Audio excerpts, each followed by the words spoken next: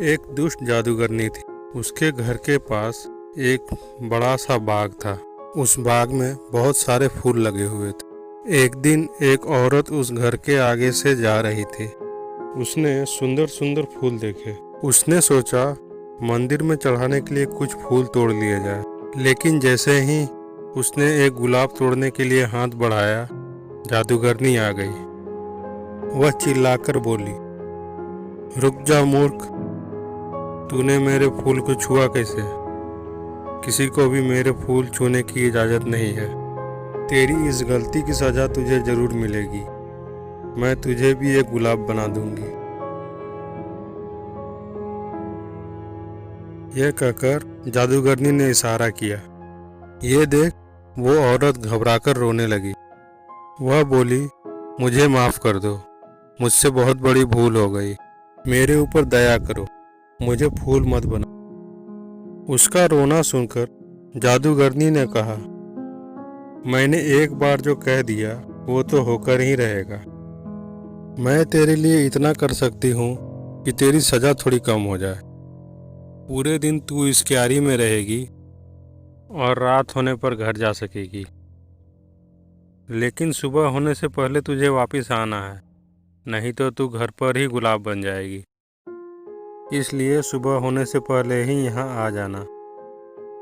और हाँ, अगर तुझे किसी ने यहाँ के फूलों में से पहचान लिया तो मेरा जादू टूट जाएगा और तू हमेशा के लिए जा सकेगी।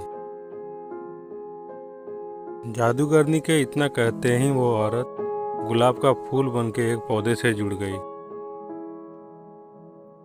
रात होते ही वह वापस अपने रूप में आ गई। दिन भर धूप में रहने से बेचारी परेशान थी। वह देर रात घर पहुंची। घर पे सब परेशान थे। उसने पूरी कहानी अपने घर वालों को बताई।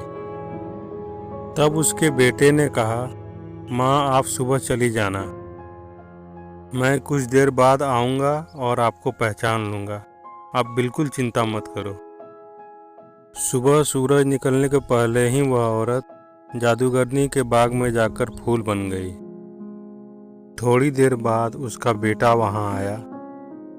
उसने देखा वहां गुलाब के बहुत सारे पौधे थे, जिसमें सैकड़ों गुलाब लगे थे। उसने एक एक फूल को ध्यान से देखना शुरू किया। काफी सारे फूल देखने के बाद उसने एक फूल को चुना और बोला, यही मेरी माँ है। इतना कहते ही उसकी माँ पर किया जादू टूट गया। वह अपने रूप में वापस आ गई। खुशी में उसने अपने बेटे को गले से लगा लिया। उसने अपने बेटे से पूछा, एक बात बता, तूने मुझे पहचाना कैसे? तब बेटे ने कहा, सीधी बात है माँ, जितने भी फूल रात को यहाँ रहे उन सभी पर ओस की बूंदें थी। लेकिन आप तो घर पर थी, इसलिए आप बिल्कुल सूखी हुई थी। इसलिए मैंने आपको आसानी से पहचान लिया। अपने बेटे की बुद्धिमानी देखकर माँ बहुत खुश हुई। और जादूगरनी ने जब माँ और बेटे का प्यार देखा तो उसे इतना अच्छा लगा कि वो सभी को परेशान करना छोड़ दी। अब वह एक दुष्ट जादूगरनी नहीं, बल्कि नेक और अच्छी जादूगरनी बन गई।